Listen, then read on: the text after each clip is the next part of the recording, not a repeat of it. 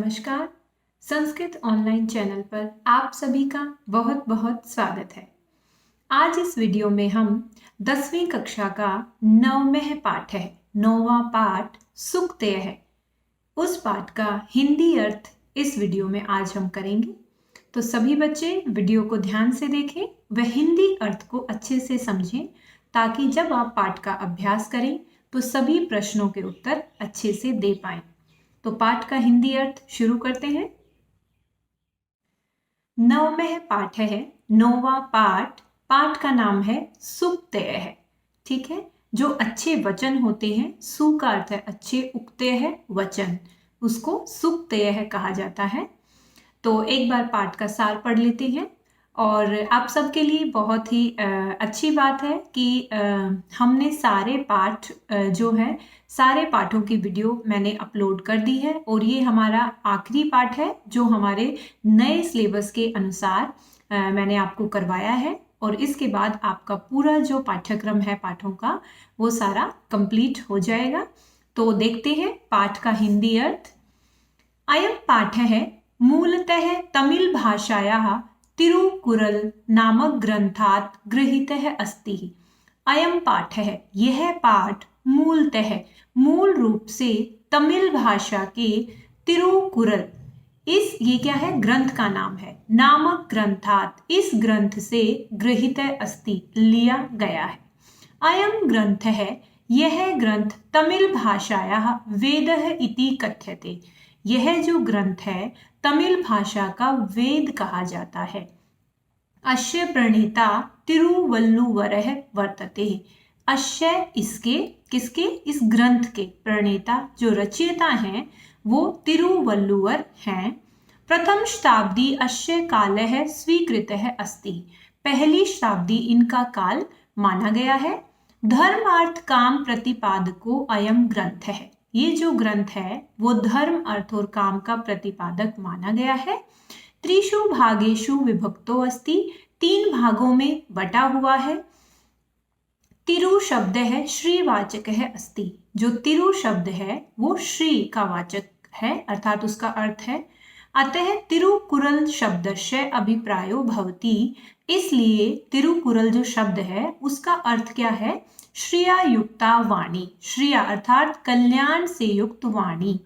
अस्मिन् ग्रंथे मानवानां कृते, इस ग्रंथ में मनुष्यों के लिए जीवन उपयोगी सत्यम, जीवन का जो उपयोगी सत्य है उसको सरस बोध गम्य पदई। सरस का अर्थ है बिल्कुल रस से युक्त, और बोध गम्य, आसानी से समझ में आ जाने वाले पद्यों के द्वारा प्रतिपादितम अस्ति, प्रतिपादित किया गया है या बताया गया है।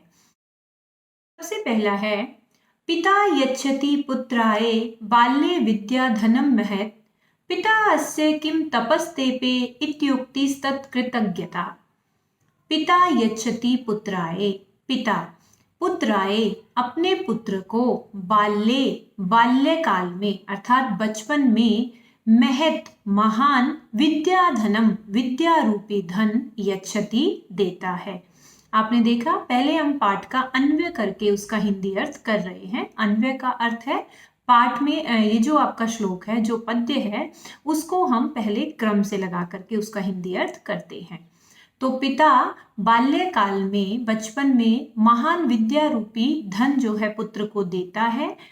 अस्य, इसको करने में, पिता ने, किम तपः, क्या तपस्या, तेपे, की है, अर्थात उसको पढ़ाने में पिता ने कितनी तपस्या की।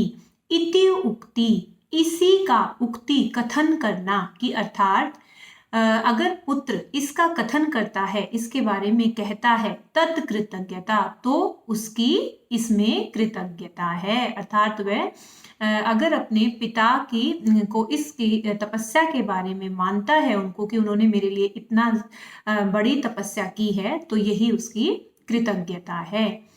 आगे बढ़ते हैं। दूसरा जो हमारा पद्य है यहाँ पर, अवक्रता यथा चित्ते तथा वाची भवेत यदि, तदेवाहु महात्मनः समत्वमिति तथ्यतः। यथा, जिस प्रकार, चित्ते, मन में, अवक्रता, सरलता होती है, जिस प्रकार मन में सरलता हो तथा उसी प्रकार यदि वाची वाणी में भवेत हो जाए, अर्थात जैसे मन में सरलता होती है वैसे ही यदि हमारी वाणी में भी सरलता हो जाए, तत् उसी को महात्मने महात्मा जो लोग हैं उसको तथ्यतः सही रूप से समत्वम, समत्वम का अर्थ है समानता, आहु कहते हैं। अर्थात समानता का अर्थ है इसमें जो समान रहने वाले लोग हैं, अर्थात जो मन से भी सरल होते हैं और वाणी से भी सरल होते हैं। महात्मा लोग उन्हीं को क्या कहते हैं कि इनके अंदर क्या है, समत्वम अर्थात समानता है। तो ये था हमारा दूसरा पद्य। आगे बढ़ते हैं तीसरे पद्य की ओर।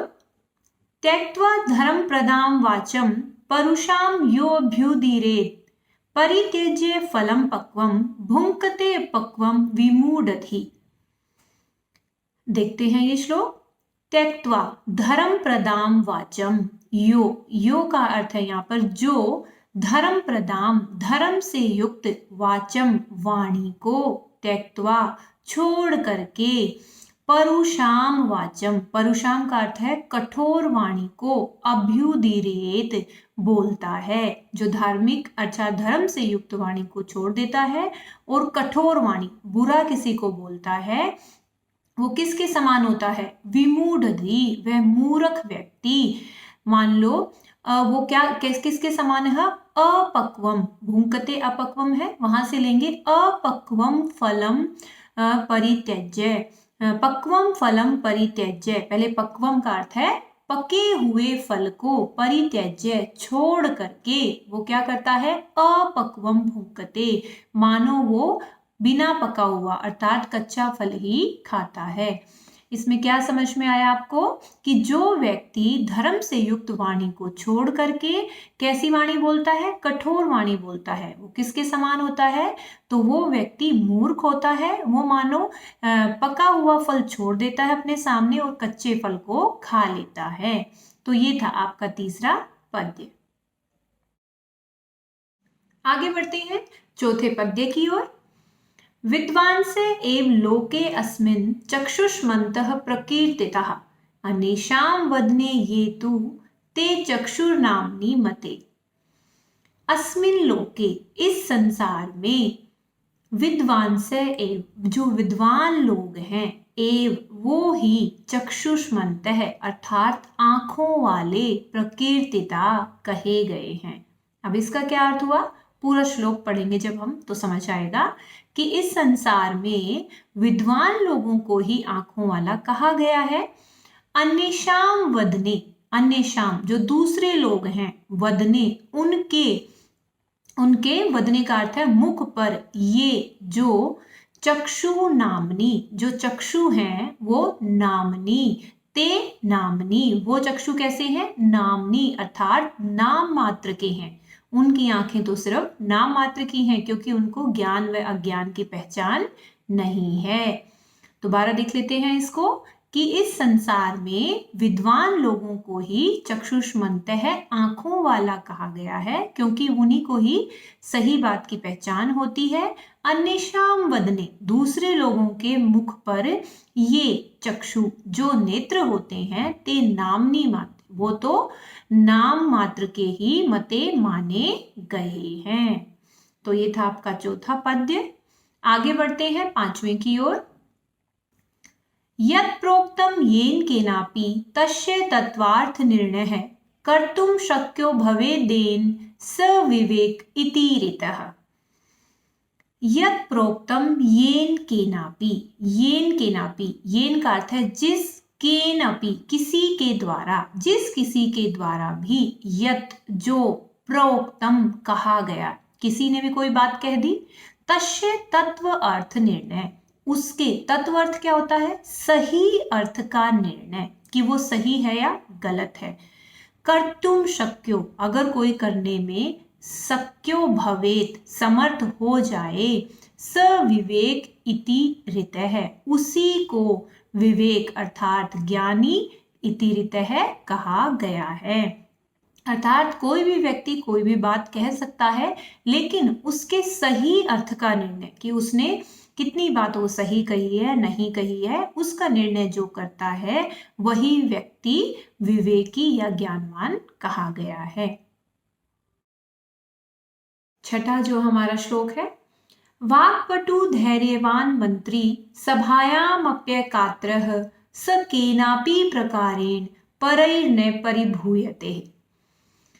वाक्पटु, वाक का अर्थ है बोलने में, पटु चतुर, जो चालाक होता है, जो बोलने में चालाक हो, धैर्यवान, जो धैर्य रखने वाला भी हो, धैर्यशाली हो, सभायाम, और जो सभा में, कितने लोगों की सभा हो उसमें अकात्र है, जो निर्भीक हो अर्थात डरता ना हो, मंत्री, ऐसा जो मंत्री होता है जिसके अंदर ये सारे गुण हो, स वह केनापि प्रकारेण, केनापि किसी भी प्रकार से, परई दूसरों के द्वारा, न नहीं, परिभूयते अपमानित किया जा सकता है।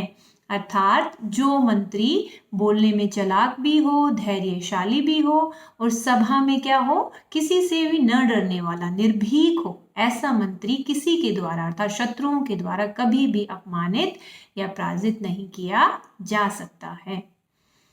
आगे बढ़ते हैं 7वें श्लोक की ओर। ये इच्छत्य आत्मनः श्रेय प्रभुतानि सुखानि च न कुर्यादहितं करम सपरेभ्य कदापि च। यह जो व्यक्ति आत्मनः अपना, श्रेय है कल्याण, और प्रभुतानि सुखानि च का अर्थ है और, प्रभुतानि बहुत सारे या ज्यादा, सुखानि सुखों को, इच्छति चाहता है, जो अपने लिए कल्याण भी चाहता है और बहुत सारे सुखों को भी चाहता है, उस व्यक्ति को न कुर्याद, नहीं करना चाहिए, क्या, अहितम कर्म, बुरे कर्म, परेभ्य, दूसरों के लिए, कदापि, कभी भी। तो क्या होगा, सह उस व्यक्ति को, परेभ्य दूसरों के लिए भी, अहितम कर्म बुरे कर्म, न कुर्यात कदापि, न कदापि कुर्यात, कभी भी नहीं करने चाहिए। जो भी व्यक्ति अपने लिए सुख और कल्याण की इच्छा करता है तो उसे दूसरे का भी अहित कभी नहीं सोचना चाहिए। तो ये था आपका 7वां पद। आगे बढ़ते हैं अंतिम श्लोक की ओर। आचार्यः प्रथमो धर्मः इत्येतद् विदुषां वचः तस्मात् रक्षेत् सदाचारं प्राणेभ्यो अपि विशेषतः। आचार्य है, आचार जो हमारा व्यवहार है, प्रथमो धर्म है, सबसे पहला धर्म है, इति ये ऐसा, विदुषाम वचः है, ये विद्वानों का वचन है, तस्मात् इसलिए, सदाचारम सदाचार की, रक्षेत रक्षा करनी चाहिए, प्राणेभ्यो अपि प्राणों से भी, विशेषतः बढ़ करके, अर्थात अपने प्राणों से भी बढ़ करके हमें अपने आचार व्यवहार की रक्षा करनी चाहिए। तो ये था आपका 9वां पाठ सुक्तेय है, जिसका संपूर्ण हिंदी अर्थ हमने आज इस वीडियो में किया है। आशा करती हूँ आप सबको अच्छे से समझ में आ गया होगा। फिर भी आपके अगर कोई भी प्रश्न है तो आप कमेंट बॉक्स में लिखकर पूछ सकते हैं, और सारी वीडियोस आपकी अपलोड कर दी गई है नए पाठ्यक्रम के अनुसार। सभी बच्चे जिस भी विषय में आपको कोई भी परेशानी है वो वीडियो देख सकते हैं। प्लेलिस्ट भी आपके लिए 9वीं व 10वीं दोनों कक्षाओं के लिए अलग अलग अपलोड की गई है। तो अपने विषय के अनुसार जहाँ भी आपको कठिनाई हो उन वीडियो को देखिए और अपने सारी जो भी समस्याएं हैं उनको आप दूर कर सकते हैं। आप सभी का ये वीडियो देखने के लिए बहुत बहुत धन्यवाद।